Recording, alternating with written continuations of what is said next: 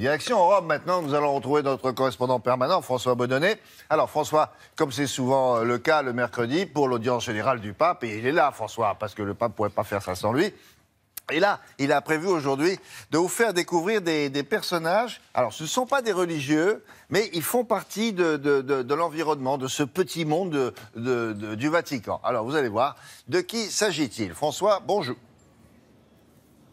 Bonjour William. Eh bien ce matin, je vais vous parler des urtisti. Alors les urtisti, qu'est-ce que c'est? C'est un mot italien qu'on pourrait traduire en français par urtiste. Ça vient du mot heurter. Ce sont des personnes qui vous heurtent parce qu'elles portent un petit plateau en bandoulière. Et sur ce plateau, il y a des choses à vendre. Alors c'est une profession, William, extrêmement ancienne. C'est une profession qui date de 6 siècles et date du 16e ou du 15e siècle. Au départ, c'était toutes des personnes de confession juive. Et aujourd'hui, eh bien, cette profession existe toujours. Alors bien sûr, ça a un peu changé. Il y a toujours ces personnes avec des plateaux, mais il y a également partout, tout autour de moi, dans la Via della Conciliazione, où je me trouve, des bus, des petits camions qui vont s'installer avec des choses à vendre. Bref, il y a des dizaines, des centaines d'urtisti qui sont ni plus ni moins que des marchands du temple. Regardez le reportage que nous avons réalisé avec Florence Crimon et Alexandra Lay.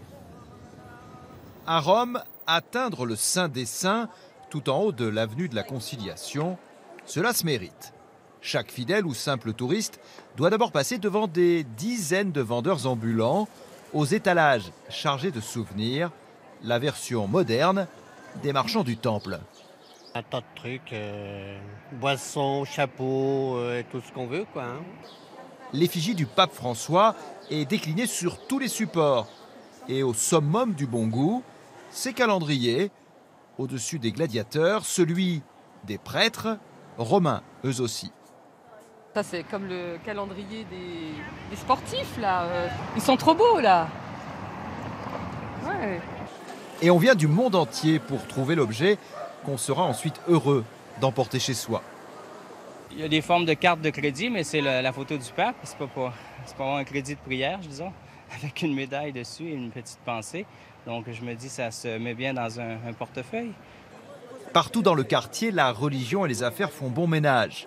Dans sa boutique, Luigi est fier de nous montrer son immense collection de chapelets. Nous avons plus de 300 chapelets différents, en bois, en cristal, en verre de Murano. Et celui-là, il est parfumé, il sent la rose, et c'est celui que je vends le plus. Et il y en a pour tous les budgets. Une petite statue comme ça, je la vends 3 €. Jusqu'à celle-ci, en résine, elle mesure 80 cm de haut avec les yeux en cristal et elle coûte 130 €.